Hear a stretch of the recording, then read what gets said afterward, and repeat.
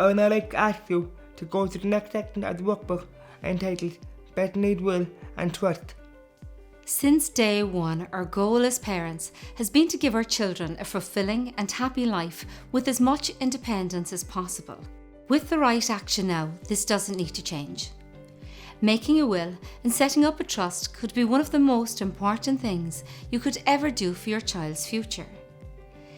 Taking these steps will safeguard your child's finances, minimise their changes in their lives, and enable them to continue doing the things they love.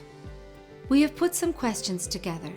Will your child be in receipt of a means-tested entitlement in the future? Is your will set up correctly to protect your child's future inheritance? Oftentimes I meet with parents who have young children with additional needs, and they tell me they don't know what their child's situation will be in the future. I still always encourage my parents to write a special needs will, as it is simple to step back but impossible to go the other way. One case that I was working on recently demonstrates the importance of setting up the correct special needs will. I received a call from a woman who was diagnosed with ataxia, who was in her mid-40s. Now I won't reveal her real name, so let's just call her Mary. Mary had a physical disability and was living independently. When her mum passed away, she inherited 50% share of the family home, which was an old bungalow in the countryside. Within 6 weeks of receiving her share of the family home, Mary was means tested by the Department of Social Protection.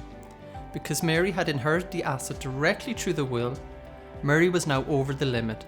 She lost her disability allowance, her medical card and transport grant, and there was nothing Mary could do because her mum had a standard will. The reason that I'm telling you this story is so you don't head down the same path. What you need to do is set up a special needs will and trust. If Mary's mum had set up a special needs trust, then Mary would have kept her full range of entitlements and benefited from the sale of the bungalow to pay for any of her needs. She mentioned to me that she was intending to use the money to purchase automatic doors so she could get in and out of her home with ease in her wheelchair. The trust could have paid for this because Mary's mum didn't know any better. The money she received set Mary back financially.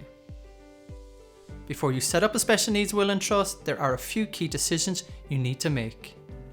The first decision is who to nominate as a trustee. Trustee duties are: manage all the assets in the trust for the benefit of your child. They are responsible for key investment decisions.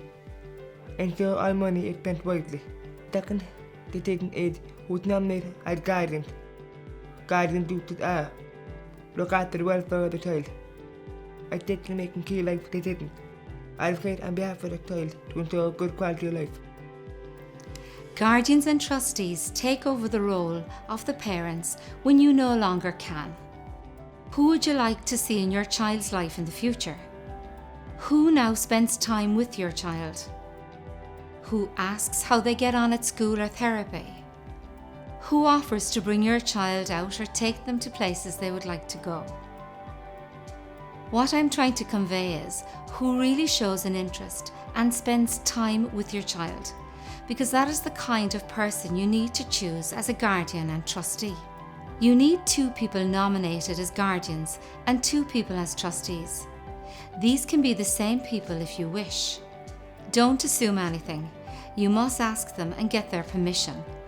As hard as it can be, you must allow your guardians and trustees the option to say no. As a parent, I am aware of how challenging it is to hold these conversations. And to help our families, we have published a guardian booklet and a trustee booklet in order to make the whole process a little easier.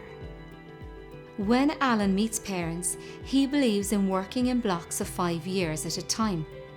So, if the worst scenario happened to your family right now, then who would be the best guardians and trustees for now? Of course, hopefully this event doesn't happen for many years, so then you can and will change your nominated people as the time goes on. For example, you could nominate a grandparent or maybe the child's uncle or aunt in the next 5 years. But your long-term plan could be for your child's siblings to get involved as they come of age.